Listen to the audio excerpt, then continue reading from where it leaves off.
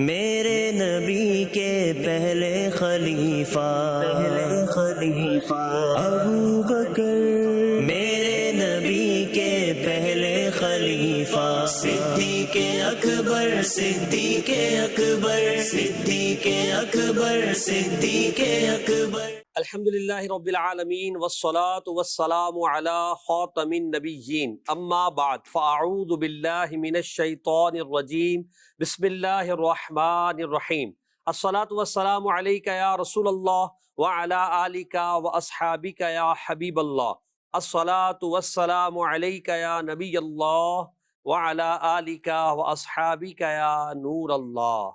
مدنی channel کے ناظرین، programme آپ دیکھ رہے ہیں مسلمانوں کے پہلے خلیفہ سیدنا صدیق اکبر رضی اللہ تعالیٰ عنہ کے تعلق سے یہ پروگرام کیا جا رہا ہے، اور انشاءاللہ اس کے 4 ایپیسوڈ ہوں گے جو مختلف ایام میں ہوں گے، کیونکہ یوم صدیق اکبر رضی اللہ تعالیٰ عنہ 22 جمادی الاخری یہ الحمدللہ مسلمان مناتے ہیں۔ اس حوالے سے انشاءاللہ مزید کچھ عرض کروں گا۔ پہلے آئیے درود پاک کی فضیلت کو شامل پروگرام کرتے ہیں۔ نبی رحمت، شفیع امت، تاج دار رسالت، سراپا جود و سخاوت، شمع بزم ہدایت، مصطفیٰ جان رحمت، نوشہ بزم جنت، صلی اللہ علیہ وآلہ وسلم کا فرمان عالی شان ہے: جو شخص مجھ پہ ہر دن اور ہر رات میری محبت اور میری طرف شوق کی وجہ سے 3 بار درود پاک پڑھے تو اللہ پاک پر حق ہے کہ وہ اس کے اس دن اور اس رات کے گناہ معاف فرما دے۔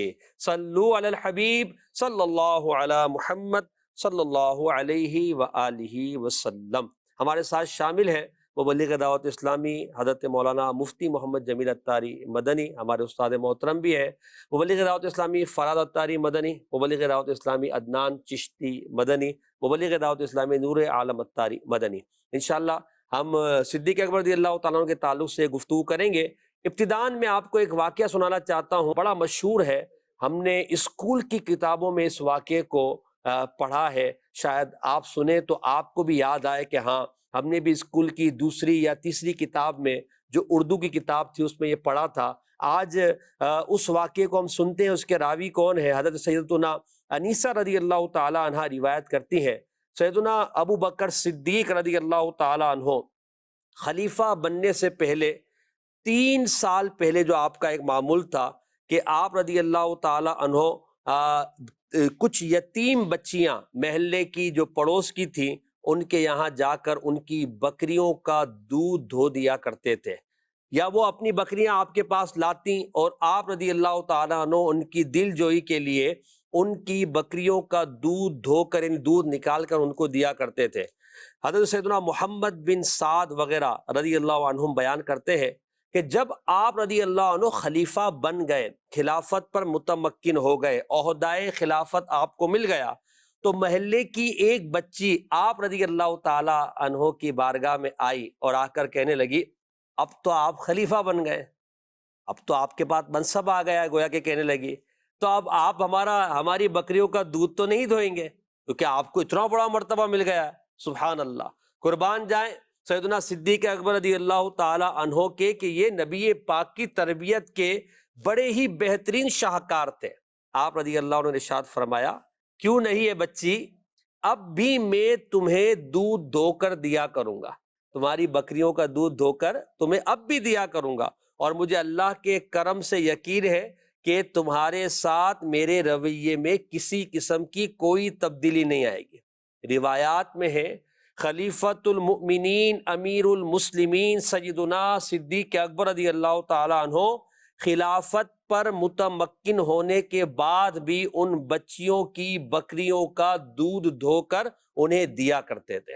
اللہ اکبر، اللہ اکبر، کیسی عاجزی، کیسی انکساری، کیسی سادہ زندگی تھی کہ خلافت کا ایسا عالی مرتبت آپ کا منصب ہے، اور آپ رضی اللہ تعالیٰ عنہ اپنے معاملات میں اور آپ رضی اللہ تعالیٰ عنہ کے جو آپ کے محلے والوں کے ساتھ تعلقات تھے اس میں کسی قسم کی کوئی کمی نہیں آئی۔ آپ کا اخلاق، آپ کا کردار ہمارے لیے مشعل راہ ہے۔ ہمیں یہ سمجھنا چاہیے ان لوگوں کو کہ جنہیں کوئی دینی یا دنیاوی منصب مل جاتا ہے تو بعض اوقات اس منصب کے بعد ان کے رویوں میں تبدیلی آ جاتی ہے، پیسہ آ جانے کے بعد ان کے انداز میں، ایٹیٹیوڈ میں تبدیلی آ جاتی ہے۔ ہمارا دین ہمیں یہ نہیں سکھاتا۔ ہمارا دین اور ہمارے خلفائے راشدین، ان کی زندگی ہمیں یہ بتاتی ہے کہ ہمیں کوئی منصب مل بھی جائے، مال آ بھی جائے، ہمارے رویے تبدیل نہیں ہونے چاہیے۔ منصب دینے والی ذات اللہ کی ہے۔ ہمارا اخلاص، ہمارا کردار، ہمارا ایٹیٹیوڈ لوگوں کے ساتھ اچھا ہی ہونا چاہیے۔ یہ سیدنا صدیق اکبر کی زندگی کا ایک پہلو ہے جس پر آج ہم نے بات کی ہے۔ اس کے علاوہ بہت سارے روشن پہلو ہیں جو انشاءاللہ 4 سلسلوں میں ہم بیان کرنے کی کوشش کریں گے۔ آج کے سلسلے میں ہم صدیق اکبر رضی اللہ تعالیٰ عنہ کے بچپن پر، صدیق اکبر رضی اللہ عنہ کی عبادت پر، صدیق اکبر رضی اللہ عنہ کے والدین کریمین پر، آپ کے خاندانی پس منظر پر، آپ کے ایمان لانے اور دیگر اوصاف حمیدہ پر انشاءاللہ بات کریں گے۔ آپ ہمارے ساتھ رہیں انشاءاللہ۔ یہ مبلغین صدیق اکبر، مسلمانوں کے پہلے خلیفہ حضرت سیدنا ابو بکر رضی اللہ تعالیٰ عنہ کی شان عظمت نشان کو بیان کریں گے۔ آپ بھی اپنا حصہ ملائیں، بڑی ہی شوق و ذوق کے ساتھ شریک ہوں، اور سوال کرنا چاہیں تو سوال بھی کر سکتے ہیں۔ اپنے پروگرام کو مزید انشاءاللہ آگے بڑھائیں گے۔ پہلے ہم کلام شامل کرتے ہیں۔ نور عالم بھائی ہمارے ساتھ شامل ہے، حضرت کلام ہمارے پروگرام میں شامل فرمائیں، اس کے بعد انشاءاللہ ٹاپک پر گفتگو۔ صلی اللہ علیہ محمد صلی اللہ علیہ وسلم۔ صلی علی نبینا سبحان اللہ۔ صلی علی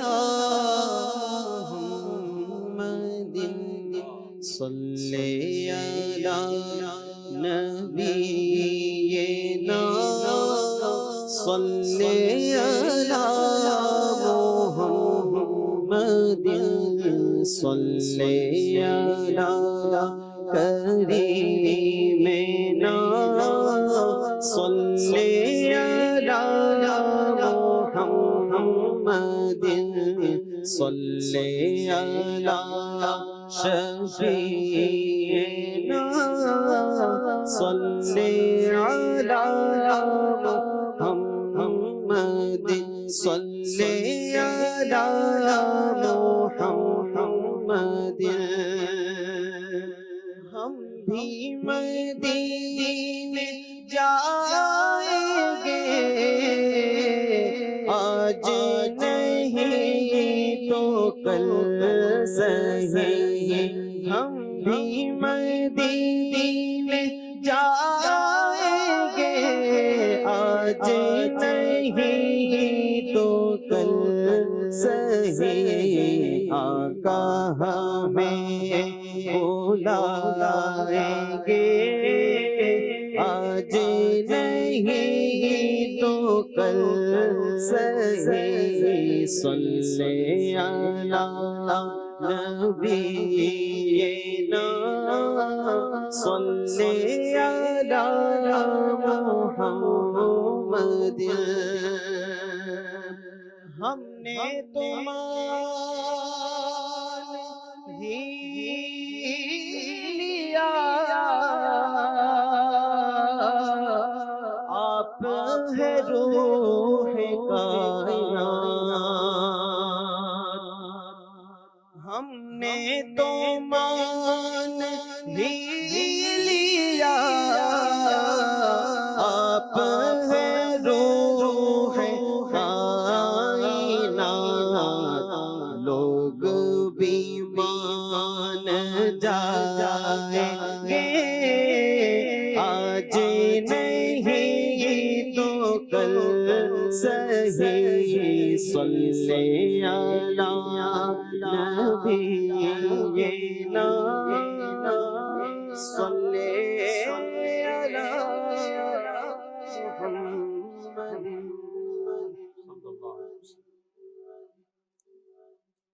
حضور کعبہ حاضر ہے،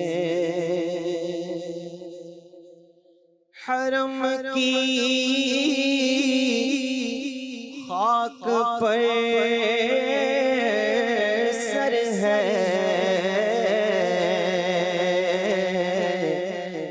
حضور کعبہ حاضر ہے، حضور کعبہ حاضر ہے،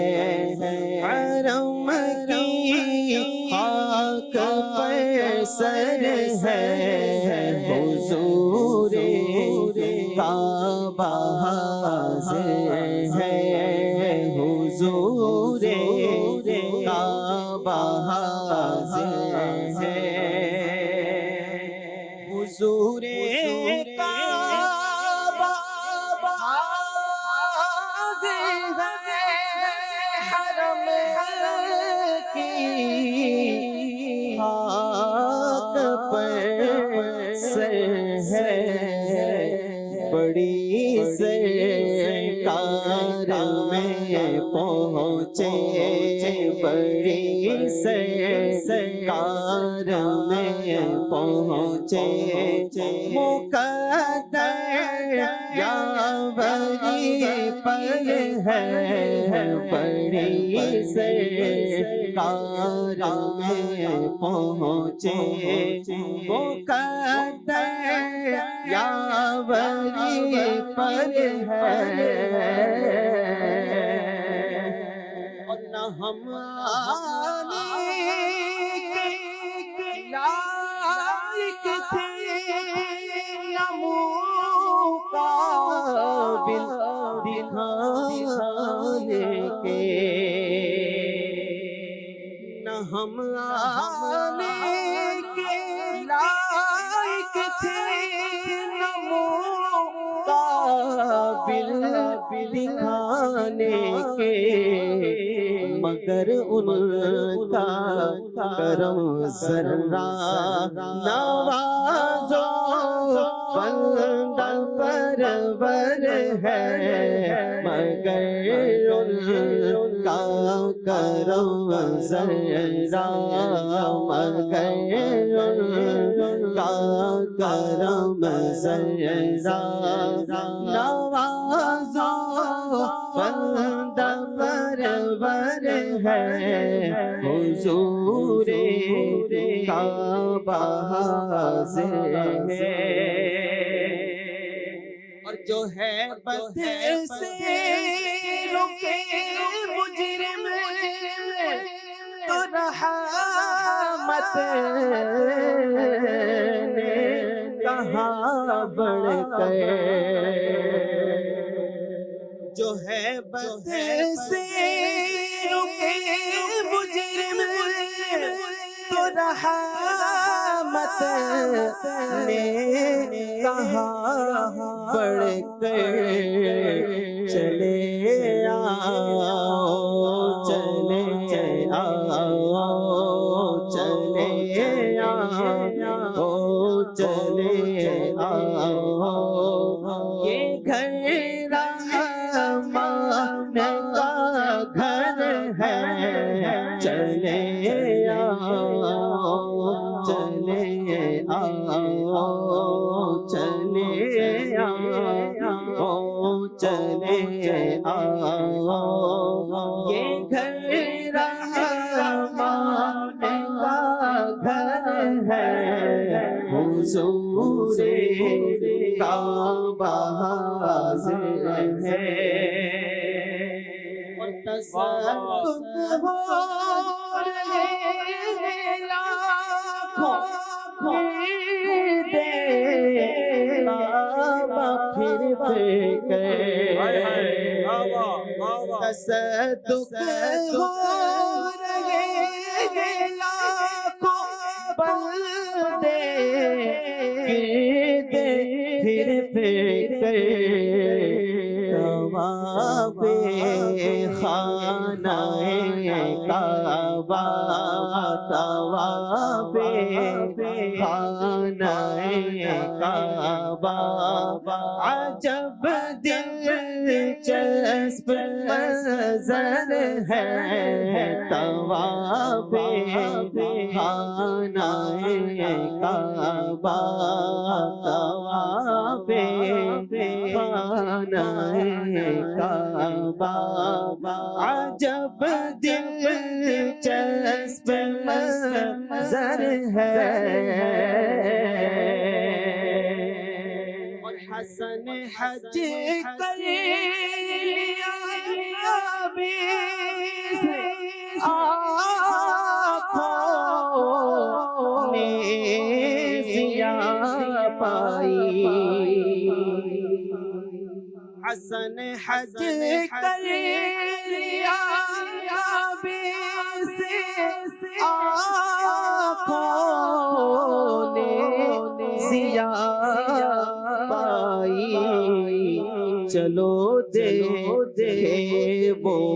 بستی جس کا راستہ دل کے اندر ہے، چلو دے وہ بستی جس کا راستہ دل کے اندر ہے، حضور کعبہ حاضر ہے، حرم کی خاک پر سر ہے، بڑی سرکار میں پہنچے، بڑی سرکار میں پہنچے، مقدر یاوری پر ہے، حضور کعبہ حاضر ہے۔ سبحان اللہ۔ مسلمانوں کے پہلے خلیفہ سیدنا ابو بکر صدیق رضی اللہ تعالیٰ عنہ کی مبارک زندگی پر ہم بات کریں گے۔ آپ رضی اللہ تعالیٰ عنہ اسلام کے وہ روشن چراغ ہیں جن کی روشنی سے ایک عالم روشن ہوا ہے اور اب بھی روشن ہو رہا ہے۔ آپ نے اسلام قبول کرنے کے بعد اعلانیہ طور پر لوگوں کو نیکی کی دعوت دینا بھی شروع کی، اور آپ کی نیکی کی دعوت سے کئی عشرہ مبشرہ کے افراد صحابہ کرام ایمان لے کر آئے، اور بہت ساری آپ کی خصوصیات ہیں، اس پر انشاءاللہ ہم بات کریں گے۔ پہلے میں مفتی صاحب کی طرف بڑھتا ہوں اور مفتی صاحب سے گزارش کروں گا کہ سیدنا صدیق اکبر رضی اللہ تعالیٰ عنہ کے خاندانی پس منظر کے بارے میں اگر آپ ارشاد فرمائیں، آپ کا نسب کیا تھا اور خاندانی پس منظر صدیق اکبر رضی اللہ عنہ کا کیا تھا؟ بسم اللہ الرحمن الرحیم۔ حضرت سیدنا امیر المؤمنین ابو بکر صدیق رضی اللہ تعالی عنہ، آپ کا جو نسب ہے وہ 6 پشتوں کے بعد نبی کریم صلی اللہ علیہ وسلم کا جو سلسلہ عالی نسب ہے اس میں مرہ بن کعب ان کے ساتھ جڑ جاتا ہے۔ سبحان اللہ۔ یعنی یہ کہہ سکتے ہیں کہ صدیق اکبر رضی اللہ تعالیٰ عنہ کے والد، پھر ان کے والد، پھر ان کے والد، یوں کر کے 6ٹھی پشت پر مرہ بن کعب ہیں، تو یہ صدیق اکبر رضی اللہ تعالیٰ عنہ کے 6ٹھے نمبر پہ جا کے دادا بنتے ہیں۔ واہ واہ واہ۔ تو نبی پاک صلی اللہ علیہ وسلم کا بھی جو نسب مبارک ہے اس میں 6ٹھے نمبر پر، جیسے سرکار دو عالم صلی اللہ علیہ وسلم کے والد حضرت عبداللہ، پھر حضرت عبد المطلب، اس طرح کرتے کرتے 6ٹھے نمبر پر مرہ بن کعب آتے ہیں۔ تو یوں سیم نسبی اعتبار سے جو نمبر ہے آبا و اجداد کا، تو مرہ بن کعب سے ایک لڑی صدیق اکبر رضی اللہ عنہ کی طرف چل پڑتی ہے، اور ایک لڑی سرکار دو عالم صلی اللہ علیہ وسلم کی بارگاہ میں حاضر ہو۔ کیا بات ہے! کیا یعنی یوں اگر 2 شاخیں نکالیں تو اوپر جا کر وہ مرہ بن کعب پہ مل جائے، یہ دونوں جمع ہو جاتے ہیں۔ واہ واہ۔ اور اسی طرح صدیق اکبر رضی اللہ تعالی عنہ کی والدہ ماجدہ، جی، ان کا بھی سرکار دو عالم صلی اللہ علیہ وسلم کے جو سلسلہ نسب ہے قریشی نسب، جی، تو یہ بھی آگے چل کر یہ بھی سرکار دو عالم صلی اللہ علیہ وسلم کے ساتھ ان کا نسب یوں جڑ جاتا ہے کہ حضرت سیدنا ابو بکر صدیق رضی اللہ عنہ کے جو والد گرامی ہیں، ان کی چچا زاد بہن تھیں حضرت صدیق اکبر رضی اللہ عنہ کی والدہ ام الخیر۔ واہ واہ واہ۔ تو یوں یہ کزن تھے، ہائے ہائے ہائے۔ اور ان کا بھی یوں اسی سلسلہ قبیلہ قریش سے ہی جڑ جاتا ہے، یعنی ماں کی طرف سے بھی اور باپ کی طرف سے، دونوں طرف سے آپ قریشی ہیں، اللہ قریشی ہیں۔ کیا تو بات۔ صدیق اکبر رضی اللہ تعالی عنہ یہ چونکہ سرکار دو عالم صلی اللہ علیہ وسلم کے نسب پاک سے ایک لڑی کا جڑ جانا، واہ واہ واہ، یہ بھی ایک فضیلت والی چیز ہے۔ بے شک بے کیونکہ شک۔ قبیلہ قریش عرب کے تمام جتنے بھی قبیلے تھے، ان تمام بے شمار قبائل میں سب سے سر فہرست، سب سے زیادہ شرف والا اعلیٰ نسب جس قبیلے کو سمجھا جاتا تھا وہ قبیلہ قریش تھا۔ اور قبیلہ قریش میں پھر سرکار دو عالم صلی اللہ علیہ وسلم کو اللہ تبارک و تعالیٰ نے منتخب فرمایا، واہ واہ، یعنی آدم علیہ السلام کی اولاد کا ایک سلسلہ جو چل پڑا، سبحان اللہ۔ تو وَبَثَّ مِنْهُمَا رِجَالًا كَثِيرًا وَنِسَاءً، کہ آدم علیہ السلام اور حضرت حوا رضی اللہ عنہ کے ذریعے اللہ تعالیٰ نے کثیر مردوں کو، کثیر عورتوں کو پیدا فرمایا، پھر ان کے بھی آگے اولاد در اولاد قبائل بنتے چلے گئے۔ تو ان تمام قبیلوں میں سب سے بڑھ کر قبیلہ جو فضیلت والا تھا قبیلہ قریش تھا۔ تو صدیق اکبر رضی اللہ تعالیٰ عنہ بھی قبیلہ قریش سے تعلق واہ واہ ماشاءاللہ، ان دونوں طرف سے آپ قریشی ہیں، والدہ کی طرف سے بھی تو یہ استاد صاحب نے ارشاد فرمایا۔ اب فراز بھائی، والدہ محترمہ اور والد صاحب یقیناً یہ بھی ایک قابل ذکر آپ کی شخصیات ہے، تو والد محترم کے تعلق سے آپ کا نام کیا تھا؟ ایمان لانے کے تعلق سے اگر کچھ آپ ارشاد فرمایا حضرت صدیق اکبر رضی اللہ عنہ کے والد کے اعتبار سے، والدہ کی طرف انشاءاللہ ہم عدنان چشتی بھائی سے کچھ ملفوظات سنیں گے۔ بسم اللہ الرحمن الرحیم۔ حضرت ابو بکر صدیق رضی اللہ تعالیٰ عنہ کے والد کی جو کنیت ہے وہ ابو قحافہ ہے، اور اسی سے آپ زیادہ مشہور ہیں، اور نام آپ کا عثمان ہے۔ اور ابتدا میں تو یہ ظاہر غیر مسلم تھے، اسلام لے کر نہیں آئے تھے، جی اور ابو بکر صدیق رضی اللہ تعالیٰ عنہ اسلام کے دامن میں اولین شروع میں ہی آ گئے تھے۔ جی جی لیکن ایک واقعہ ایسا منسوب ہے ان کی طرف کہ جو ان کے والدین کے اسلام کی طرف آنے کا ایک سبب بھی بیان کیا جاتا ہے۔ ویسے تو اور بھی واقعات ہیں، لیکن ایک اہم واقعہ جس کو اعلیٰ حضرت رحمۃ اللہ علیہ نے بھی ذکر کیا ہے کہ شروع کے اندر جب ابو بکر صدیق رضی اللہ تعالیٰ عنہ کے والد ان کو بت خانے میں لے کے گئے، تو ظاہر ہے کہ جو ان کا دین تھا اسی حساب سے انہوں نے ابو بکر صدیق رضی اللہ تعالیٰ عنہ کی تربیت کرنا چاہی، جی اور کہا کہ یہ تمہارے معبود ہیں اور ان کے سامنے جو ہے وہ بلند آواز نہ کرنا اور ان کی تعظیم کرنا۔ تو جس جگہ پہ ابو بکر صدیق رضی اللہ تعالیٰ عنہ کو ان کے والد لے کر گئے تھے وہ وہاں سے روانہ ہو گئے، تو ابو بکر صدیق رضی اللہ تعالیٰ عنہ نے تحقیر کے طور پر اس کو کہا کہ میں جو ہے وہ بھوکا ہوں، مجھے کھانا دے، اللہ میں بے لباس ہوں، مجھے لباس دے۔ تو واہ ظاہر ہے واہ۔ وہ کیا دیتا، وہ تو ایک تحقیر کے لیے اور تنبیہ کے لیے اور لوگوں کو بتانے کے لیے کہ یہ کچھ بھی نہیں کر سکتے، یہ محض ایک پتھر ہیں اور ان کے پاس کوئی اختیار نہیں ہے، تو آپ نے اس کو پتھر مارا اور وہ گر کے ٹکڑے ٹکڑے ہو گیا۔ تو اب ان کے جو والد تھے جب وہ واپس آئے، ظاہر ہے اس دور میں بت کو مار دینا اور اس طرح گرا دینا یہ بہت زیادہ جو ہے وہ ایک کام سمجھا جاتا تھا کہ جو بہت برا کام ہو گیا ہے، برا کام سمجھا جاتا تھا۔ تو ابو قحافہ رضی اللہ تعالیٰ عنہ جب ابو بکر صدیق رضی اللہ تعالیٰ عنہ کو واپس گھر پر لے کر آئے تو کہا، ان کی جو ابو بکر صدیق رضی اللہ تعالیٰ عنہ کی جو والدہ تھی ان سے سارے ماجرے کا ذکر کیا، جی تو ان کی والدہ کہنے لگی کہ ان کو چھوڑ دو، اچھا، اس لیے کہ جب یہ پیدا ہوئے تھے تو میں نے غیب سے یہ آواز سنی تھی کہ یہ اللہ کے نبی کے رفیق ہوں گے، واہ واہ تو وہ ایک علامت تھی سبحان کہ یہ بچہ کوئی عام بچہ نہیں ہے، بلکہ آگے چل کر اس نے اللہ کے محبوب صلی اللہ علیہ وسلم کی خاص رفاقت حاصل کرنی ہے، اللہ اور اللہ۔ یہ ایسی صحبت حاصل کریں گے نبی پاک صلی اللہ علیہ وسلم کی جو نہ پہلے کسی کو مل سکی اور نہ آئندہ کبھی کسی کو ملے گی۔ جی جی لیکن پھر آپ کی والدہ رضی اللہ تعالیٰ عنہ بھی ایمان لے کر آئیں، ام الخیر، اور پھر ابو قحافہ عثمان رضی اللہ تعالیٰ عنہ یہ بھی اچھا، نام آپ کا عثمان ہے، نام آپ کا عثمان ہے اور جی۔ کنیت آپ کی ابو قحافہ مشہور ہے۔ ابو قحافہ سے جی ہاں۔ ہے۔ تو یہ پھر دونوں حضرات جو ہے وہ ایمان لے کر آئے اور پھر یہ بھی شرف صحابیت سے مشرف ہوئے۔ ماشاءاللہ۔ اچھا، یہاں جو آپ نے واقعہ بیان کیا سیدنا صدیق اکبر کا، اس میں سیدنا ابراہیم علیہ السلام کی بھی یاد اگر ہم دیکھیں تو کیسے حضرت ابراہیم علیہ السلام کے والد والا جو واقعہ ہے وہ جو آپ کو چھوڑ کر گئے اور آپ نے جو پیچھے معاملہ کیا گیا معبودان باطل کے تھا، سیدنا صدیق اکبر رضی اللہ تعالیٰ عنہ کا انداز بھی وہی تھا۔ اور اچھا، پھر سیدنا صدیق اکبر رضی اللہ تعالیٰ عنہ کا بچپن ہی سے اس طرح اللہ تبارک تعالیٰ کی معرفت ہونا، آپ کو اللہ تبارک و تعالیٰ کی وحدانیت کا آپ کے دل کے اندر یقین ہونا، موحد آپ تھے، تو یہ سیدنا ابراہیم علیہ السلام کا فیضان کیا کہتے ہیں عدنان بھائی، آپ کو ملا اور پھر وہ آپ کی والدہ اور آپ کے والد میں بھی کنورٹ ہوا، اور آپ کی والدہ محترمہ کے تعلق سے بھی آپ ارشاد فرمائیں۔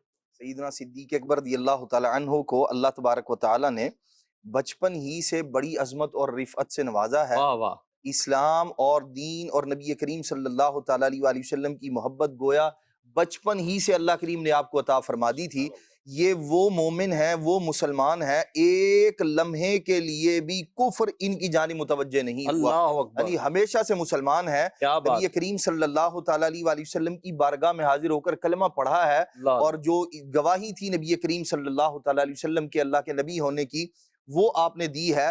تو جو جس انداز میں اللہ کریم نے آپ کو اسلام کی اور ایمان کی دولت عطا فرمائی ہے، یہ سیدنا صدیق اکبر رضی اللہ تعالیٰ عنہ کا خاصہ ہے۔ واہ واہ، کیا بات، آپ کے والد صاحب ہوں، والدہ ہوں، ایک شرف اور بھی ہے آپ کو کہ آپ وہ صحابی رسول ہیں جو نسل در نسل 4 پشتیں آپ کی نبی کریم علیہ الصلوۃ والسلام کے واہ، صحابی کیا ہونے کا شرف پایا ہے انہوں واہ نے. جی واہ. یعنی آپ کے والد بھی صحابی، آپ خود بھی صحابی، آپ کے بیٹے بھی صحابی، اور پھر جب بیٹے کے بیٹے ہیں محمد بن عبد الرحمن بن اللہ. ابو بکر بن ابو قحافہ عثمان، یہ اللہ 4 پشتیں وہ ہیں جو نبی کریم علیہ السلام کے صحابہ کرام علیہ مردمان میں سے ہیں. ماشاءاللہ تو ماشاءاللہ. یہ شرف بھی اللہ کریم نے حضرت سیدنا صدیق اکبر رضی اللہ تعالیٰ عنہ کو عطا اللہ فرمایا ہے. اللہ اکبر. دراصل ہم یہ دیکھتے ہیں کہ قانون قدرت یہ ہے، جب اللہ تبارک و تعالیٰ نے کسی بندے سے کوئی لوگوں کی رہنمائی کے حوالے سے یا دیگر جو ہے وہ مخلوق خدا کی بھلائی کے حوالے سے کوئی بڑا کام لینا ہوتا ہے، تو اللہ تبارک و تعالیٰ بہت ساری سعادتیں اس بندے کا مقدر فرما سبحان دیتا ہے. اللہ. واہ واہ. وہ نسب کے اعتبار سے بھی عالی ہوتا ہے، جیسے قریشی نسب ہونا، نبی کریم علیہ السلام کے نسب کے ساتھ مل جانا، یہ بہت اعلیٰ درجے کی جو ہے وہ شرافت ہے. اس زمانے میں بھی اس کو شرافت ہی سمجھا جایا کرتا تھا. تو اللہ کریم نے حضرت سیدنا صدیق اکبر کو یہ شرافت بھی عطا فرمائی. واہ واہ واہ. پھر جو اولیت، یعنی آپ کو جو ابو بکر کہا گیا، وہ آپ کی جو کنیت ہے اسے اسم و مسمہ کہا جا ہائے سکتا ہائے ہے. ہائے. کیا یعنی یہ ایسے ہی کنیت نہیں ہے، ابو بکر اولیت والا، واہ واہ. اسلام میں آپ اول ہیں. نبی کریم صلی اللہ تعالیٰ علیہ وآلہ وسلم پر ایمان لانے میں، حضور کی رفاقت میں، حضور کے ساتھ رہنے میں، قبر انور سے حضور کے ساتھ باہر آنے ہاں میں، ہاں. یہ بہت ساری وہ چیزیں ہیں جو اللہ کریم نے آپ کو یہ سعادتیں عطا کر دی تھی، جو اس بات کا منہ بولتا ثبوت ہے کہ سیدنا صدیق اکبر رضی اللہ تعالیٰ عنہ کا جو نبی کریم علیہ الصلوۃ والسلام کے بعد اور حضور کی مبارک زندگی میں جو عمل مبارک ہے، جو آپ کا انداز زندگی ہے، وہ آپ کے یہ سعادتیں بتاتی ہیں کہ واقعی اللہ کریم نے آپ سے بہت بڑا کام لینا تھا. اللہ اور واقعی جو آپ کی خدمات ہیں، جو جس انداز میں آپ نے نبی کریم علیہ السلام کی امت کو جمع کیا ہے، واہ واہ. جو خدمات ہیں آپ کی، مالی خدمات ہوں، جانی خدمات ہوں، وہ سب کی سب سیدنا صدیق اکبر رضی اللہ تعالیٰ عنہ کی وہ سعادت مندیاں سامنے آتی ہیں.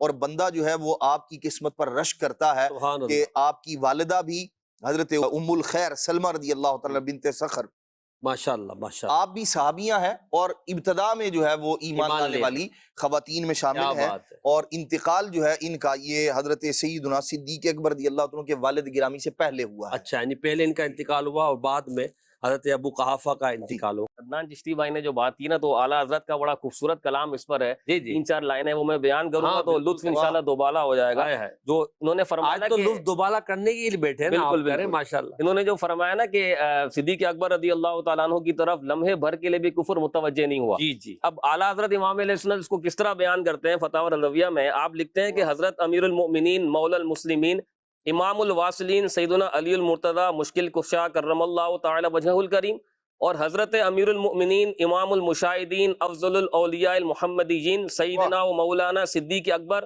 عتیق اطہر علیہ رضوان الاجل الاظہر، دونوں حضرات عالم میں ذریت سے روز ولادت سے سن تمییز سے ہنگام ظہور پرنور آفتاب بعثت، ظہور بعثت سے وقت وفات سے ابد الآباد تک بحمد اللہ تعالی موحد مسلم و مومن و طیب و ذکی و طاہر و نقی تھے دونوں حضرات، اور ہیں اور رہیں گے. کبھی کسی وقت کسی حال میں ایک لحظہ ایک آن کو لو سے کفر و شرک اور انکار ان کے پاک مبارک ستھرے دامنوں تک اصلا نہ پہنچا. الحمدللہ رب العالمین. اور لکھتے ہیں کہ عالم ذریت سے روز ولادت تک اسلامی میثاق تھا. اللہ تبارک و تعالیٰ نے عالم ارواح میں روحوں سے جو عہد لیا تھا، الستو بربکم قالوا بلا، اس وہ مراد ہے. اور روز ولادت سے سن تمییز تک اسلام فطری کہ کل مولود یولد علی الفطرۃ، یعنی جو یہ والی جو حدیث پاک ہے اس کے اعتبار سے فرمایا. اور پھر آگے لکھتے ہیں کہ سیدنا صدیق اکبر نے سن تمییز سے روز بعثت تک اسلامی توحیدی کہ ان حضرات والا صفات نے زمانہ فطرت میں بھی کبھی بت کو سجدہ نہ کیا، کبھی غیر خدا کو خدا نہ قرار دیا، یا ہمیشہ ایک ہی جانا، ایک ہی مانا، ایک ہی کہا، ایک ہی سے کام رہا. ذالک فضل اللہ یؤتیہ من یشاء واللہ ذو الفضل العظیم. اور اس کے بعد فرماتے ہیں کہ پھر ظہور بعثت سے ابد الآباد تک حال تو ظاہر و قطعی و متواتر. کیا بات ہے، کیا بات ہے. واہ. فرماتا ہے اتقا کہہ کے قرآن میں خدا اکرام فرماتا ہے اتقا قرآن میں کرے کیوں نہ اکرامت کیا صدیق اکبر کا کرے کیوں نہ اکرامت کیا صدیق اکبر کا یار محبوب خدا صدیق اکبر کا۔ انہوں نے آپ کے آباء و اجداد کے بارے میں بتایا، نسب کے بارے میں بتایا، آپ نے بیان فرمایا ایمان کی طرف جو سیدنا صدیق اکبر رضی اللہ تعالیٰ عنہ راغب ہوئے، اس سے رغبت کی وجہ کیا بنی اور آپ کا جو اس طرف میلان تھا وہ کیسے ہوا؟ حضرت سیدنا صدیق اکبر رضی اللہ تعالی عنہ کو سرکار دو عالم صلی اللہ علیہ وسلم کی رفاقت اور جو آپ سے دوستی کا ایک تو تعلق تھا، یہ 16 یا 18 سال کی عمر میں جب صدیق اکبر رضی اللہ عنہ تھے اور نبی کریم صلی اللہ علیہ وسلم تقریباً 2 سال چند ماہ آپ صلی اللہ علیہ وسلم عمر میں ان سے زائد ہیں، اللہ تو بس یہ دوستانہ ایک سلسلہ مکہ مکرمہ میں ہوا اور صدیق اکبر رضی اللہ عنہ سرکار دو عالم صلی اللہ علیہ وسلم کی بارگاہ میں ویسے ہی حاضری دیتے رہے۔ سرکار دو عالم صلی اللہ علیہ وسلم بھی صدیق اکبر رضی اللہ عنہ کے ساتھ وقت گزارتے رہے۔ تو صدیق اکبر رضی اللہ تعالیٰ عنہ، جیسے کہ گزشتہ چند منٹ پہلے ذکر ہوا کہ آپ کی پیشانی کبھی کسی بت کے آگے نہیں جھکی، آپ نے اپنے ہاتھوں سے بت کو گرا دیا، توڑ دیا۔ جی۔ تو صدیق اکبر رضی اللہ عنہ کو بت پرستی سے نفرت تھی، اخلاق رذیلہ سے آپ کو نفرت تھی۔ سبحان اللہ۔ اب اور صحبت بھی ان کو اتنی عمر میں، یعنی گویا بالغ ہوتے ہی چند سال بعد ہی بارگاہ رسالت صلی اللہ علیہ وسلم سے ایک تعلق جڑ گیا، تو وہ صدق و امانت، وہ قلب کی صفائی، یہ ساری چیزیں تو بارگاہ رسالت صلی اللہ علیہ وسلم سے جو انوار تجلیات، ان پہ بھی صحبت کا اثر کیا ہوتا ہے۔ بات ہے، بالکل۔ تو اس صحبت کی مزید برکتیں یہ ملیں کہ صدیق اکبر رضی اللہ عنہ جو باطل عقائد و نظریات تھے ان سے بالکل دور رہے۔ سبحان اللہ۔ اور چونکہ آپ تاجر بھی تھے تو تجارت کی غرض سے پھر آپ کے ملک شام وغیرہ کا آپ کا سفر بھی ہوا کرتا تھا۔ تو صدیق اکبر رضی اللہ تعالیٰ عنہ ایک مرتبہ فرماتے ہیں کہ میں ایک قافلے میں تجارت کے لیے ملک شام گیا ہوا تھا، تو وہاں پر جب آرام کیا تو ایک خواب دیکھا۔ وہ خواب تھوڑا سا ان کے لائف کے حساب سے بالکل ہی ایک یونیک سا خواب تھا۔ اچھا، وہاں پر ملک شام میں بڑے بڑے اس وقت عیسائی جو پادری تھے، ان میں وہ بھی عقیدے کے درست جو نظریے رکھنے والے جو اس دور کے علماء تھے، جنہیں راہب کہا جاتا تھا، وہ بھی موجود تھے، اہل کتاب کے علماء۔ تو ان میں ایک راہب تھے جن کا نام بحیرہ، وہ راہب اہل کتاب میں بہت زیادہ مشہور تھے ملک شام میں۔ تو صدیق اکبر رضی اللہ تعالیٰ عنہ نے جو خواب دیکھا تھا، وہ خواب پھر اس بحیرہ نامی راہب کے پاس جا کر اس خواب کو سنایا اور اس خواب کی تعبیر معلوم کرنا چاہیے کہ یہ بڑا عجیب ایک خواب میں نے دیکھا ہے، تو اس کی تعبیر کیا ہوگی۔ صحیح۔ تو اس خواب دیکھنے والے نے صدیق اکبر رضی اللہ تعالیٰ عنہ کو دیکھا اور کہنے لگے کہ کہاں سے آئے ہو؟ واہ واہ واہ واہ۔ تو آپ نے عرض کیا مکہ مکرمہ سے۔ کون سے قبیلے سے تعلق رکھتے؟ کیا بات۔ تو آپ نے کہا کہ میرا قبیلہ قریش ہے۔ کیا کام کرتے ہو؟ اللہ۔ عرض فرمایا کہ تجارت کرتا ہوں، تاجر ہوں، اور اسی حیثیت سے میں آیا ہوں۔ تو اس راہب نے کہا کہ اللہ تبارک و تعالیٰ اگر تمہارے خواب کو سچا فرمائے تو وہ تمہاری قوم میں ایک نبی کو مبعوث فرمائے گا، سبحان اللہ، اور اس کی حیات میں تم اس کے وزیر ہوگے، واہ واہ، اور ان کے وصال کے بعد تم ان کے جانشین اور خلیفہ ہو۔ اللہ اللہ۔ حضرت ابو بکر صدیق رضی اللہ تعالی عنہ نے اس خواب کی تعبیر کو پوشیدہ رکھا، اپنے دل میں رکھا۔ اب یہ سفر سے جب واپسی آتے ہیں تو اس دوران نبی پاک صلی اللہ علیہ وآلہ وسلم اعلان نبوت فرما چکے ہو۔ سبحان اللہ۔ اب جو کفار قریش تھے وہ تو کسی طرح نہیں چاہتے تھے کہ کوئی نبی کریم صلی اللہ علیہ وسلم پر ایمان لائے۔ اب ایمان لانے کے حوالے سے جو رکاوٹیں وہ ڈال سکتے تھے، وسوسے پیدا کر سکتے تھے، تو اس طرح وہ مسلمانوں کو دور رکھنے کی کوشش کرتے۔ اب ان کا ایک بڑا ٹارگٹ تھا صدیق اکبر رضی اللہ عنہ، چونکہ اب تجارت سے واپسی آئے ہیں اور ایک طویل وقت صدیق اکبر رضی اللہ عنہ نے گویا اس وقت اگر ہم دیکھیں تو تقریباً 20-22 سال حضور کی بارگاہ میں رہ چکے ہیں، اللہ اکبر، اور اللہ ابھی حضور صلی اللہ علیہ وسلم نے اعلان ان کے سامنے نہیں کیا تھا۔ نہیں کیا۔ تو کفار قریش آئے اور صدیق اکبر رضی اللہ تعالیٰ عنہ کے پاس آ کر کہنے لگے کہ ایسا ایسا تمہارے دوست محمد صلی اللہ علیہ وسلم نے ایک اعلان کیا ہے، یعنی اعلان نبوت کیا ہے، اور وہ کہتے ہیں صرف اللہ ہی کی عبادت کی جائے اور اس کے علاوہ کسی کی نہ کی جائے وغیرہ، جو عقائد آپ صلی اللہ علیہ وسلم نے بیان فرمائے وہ صدیق اکبر رضی اللہ عنہ کو بتائے بتائے۔ اب چونکہ خواب میں دیکھ کی چکے، تعبیر میں بھی ایک چیز اشارہ کر دیا گیا تھا، تو صدیق اکبر رضی اللہ تعالیٰ عنہ بارگاہ رسالت صلی اللہ علیہ وسلم میں حاضر ہوتے ہیں اور عرض گزار ہوتے ہیں کہ مجھے یعنی کسی قسم کا کوئی شک نہیں ہے اللہ، کہ آپ اللہ کے نبی ہیں، کوئی شک نہیں ہے، واہ واہ، پھر بھی تسکین قلبی کے لیے لیطمئن قلبی والی صورت تھی کہ آپ کچھ ارشاد فرمائیں۔ سبحان اللہ، تو نبی پاک صلی اللہ علیہ وسلم نے وہی خواب اور اس کی جو تعبیر بحیرہ راہب نے بیان واہ فرمائی واہ تھی واہ، وہ پورا واقعہ بیان فرمائے کہ ایسا ایسا تم نے خواب دیکھا، پھر کیا بات، بحیرہ راہب کے پاس گئے، اس نے تمہیں خواب کی یہ تعبیر بیان کی ہے۔ سبحان اللہ، تو صدیق اکبر رضی اللہ تعالیٰ عنہ نے جیسے ہی سرکار دو عالم صلی اللہ علیہ وسلم سے اس خواب کی تعبیر کی تصدیق سنی، اللہ اللہ اللہ، فوراً کلمہ پڑھا، اشہد ان لا الہ الا اللہ و اشہد ان محمدن صلی اللہ علیہ عبدہ و رسولہ، بارگاہ رسالت میں بس ایمان لے آئے۔ واہ واہ، نبی پاک صلی اللہ تعالیٰ علیہ وسلم ان کے ایمان کے گواہ بنے۔ واہ واہ، جو جب بندہ اشہد ان لا الہ الا اللہ کہتا ہے کیا تو گواہی دے رہا ہوتا ہے۔ بے شک، تو صدیق اکبر رضی اللہ عنہ نے حضور کو اپنے ایمان کا گواہ بنایا، حضور اکرم صلی اللہ علیہ وسلم سے معانقہ کیا، کیا حضور بات، صلی اللہ علیہ وسلم کی پیشانی کو چوما، اللہ، اور صدیق اکبر رضی اللہ تعالیٰ عنہ فرماتے ہیں کہ اس دن میرے ایمان لانے پر نبی پاک صلی اللہ علیہ وسلم بہت زیادہ خوش تھے، سبحان اللہ، کیا بات، لیکن سرکار دو عالم صلی اللہ علیہ وسلم کی خوشی بڑی دیدنی تھی، کیا بات، اور ان کے ایمان لانے کے حوالے سے آقا دو عالم صلی اللہ علیہ وسلم نے امت پر یہ بالکل واضح فرما دیا ہے، فرمایا کہ میں نے جس پر بھی اسلام پیش کیا جی، اس نے کچھ تردد کیا۔ تردد کا مطلب ہے سوچ سوچا، وچار کرنا کہ آیا یہ جو بات کہہ رہے ہیں یہ سچ ہے یا جو میرا آبائی دین ہے وہ صحیح ہے، صحیح، تو اس نے کچھ وقت لیا سوچنے میں، کچھ سوچا، سوچ وچار کر کے پھر جب حقانیت اسلام کے سامنے آ گئی تو اسلام ایمان، قبول کر لیا۔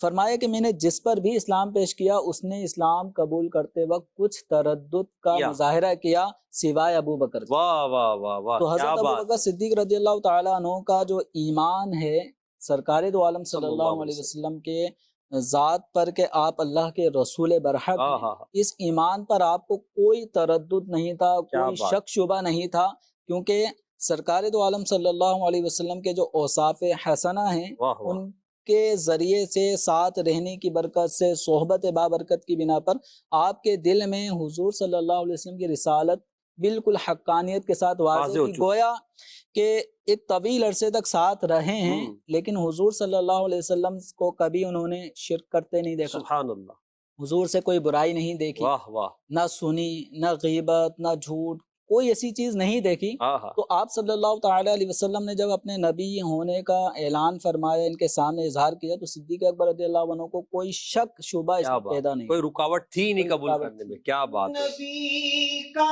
خدا کا مدح گو صدیق اکبر ہے، نبی کا خدا کا مدح گو صدیق اکبر ہے، نبی صدیق اکبر کا خدا صدیق اکبر کا نبی صدیق اکبر کا خدا صدیق اکبر کا بیا ہو اس زبان سے مرتبہ صدیق اکبر کا یار غار محبوب خدا صدیق اکبر۔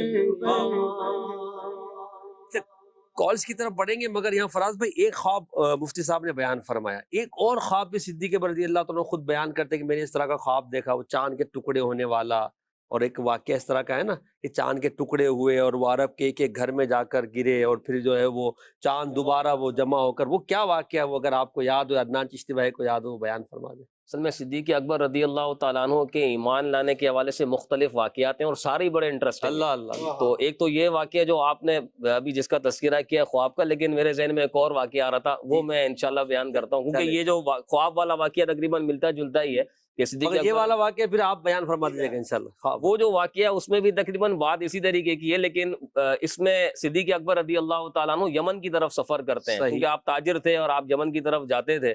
تو جب آپ وہاں پہنچے تو وہاں پر آپ کو ایک بوڑھا عالم ملا۔ اس بوڑھے عالم نے ان کو جب دیکھا تو اوصاف ایسے کمال کے تھے، تو خود ہی پوچھا کہ کیا تم حرم سے آئے ہو، کعبے سے آئے ہو؟ پھر پوچھا کیا تم قریشی ہو؟ پھر پوچھا کہ کیا تم تاجر ہو؟ یہ سب بیان کرنے کے بعد اس بوڑھے عالم نے کہا کہ میرے پاس تمہارے متعلق ایک خاص علامت ہے۔ تو ابو بکر صدیق رضی اللہ تعالیٰ عنہ نے کہا وہ کیا ہے؟ تو اس نے کہا کہ آپ اپنا کرتا اٹھائیں، میں آپ کا پیٹ دیکھوں گا۔ تو صدیق اکبر رضی اللہ تعالیٰ عنہ شروع سے باحیات ہے، تو فرمانے لگے کہ نہیں ایسے نہیں، پہلے مجھے بات بتاؤ۔ تو کہنے لگے کہ میں اپنے علم سے یہ بات جانتا ہوں کہ یہ جو وقت چل رہا ہے یہ اس نبی کا چل رہا ہے جو نبی آخر الزماں ہوں گے اور جن کی شریعت قیامت تک باقی رہے گی اور جو اللہ کے محبوب ہوں گے، لیکن ان کے جو دو ساتھی ہوں گے ان میں سے ایک کے پیٹ پر ایک کالا تل ہوگا۔ اللہ اب جب صدیق اکبر رضی اللہ تعالیٰ نے کرتا اٹھایا تو وہ جو کالا تل تھا نا وہ موجود تھا۔ سبحان اللہ۔ تو پھر کچھ اشعار صدیق اکبر رضی اللہ تعالیٰ عنہ کو سنا۔ پھر وہی واقعہ ہے کہ پھر جب صدیق اکبر واپس آئے، مکے کے تاجروں نے اور بڑے بڑے سرداروں نے کہا کہ ہم تمہارا ہی ویٹ کر رہے تھے کہ تم آتے تو ہم کوئی فیصلہ کرتے۔ تو یہی خوبصورت بات کہ جب انہوں نے یہ کہا کہ محمد صلی اللہ علیہ وسلم نے نبوت کا دعویٰ کر دیا ہے تو آپ یہاں سے صدیق اکبر رضی اللہ تعالیٰ عنہ حضور کی بارگاہ میں حاضر ہوئے اور یہی سوچنے لگے کہ میری تو ان کی اچھی دوستی ہے۔ اب جب وہاں گئے تو اسی طرح کے الفاظ اور پھر وہی سارا واقعہ سنانا، لیکن وہاں پر یہ ہے کہ جب صدیق اکبر رضی اللہ تعالیٰ عنہ نے حضور کی بارگاہ میں عرض کی کہ تسکین قلب کے لیے کوئی ایسی بات ارشاد فرمانے، کیونکہ آپ کا دعویٰ غیر معمولی ہے، تقریر بھی غیر معمولی ہونی چاہیے۔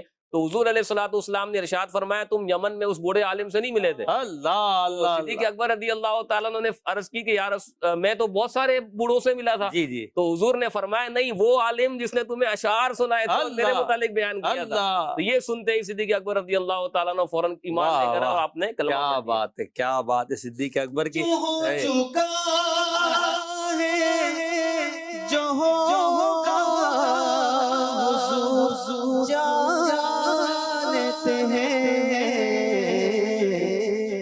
جو ہو چکا ہے جو ہوگا حضور جانتے ہیں، جو ہو چکا ہے جو ہوگا حضور جانتے ہیں۔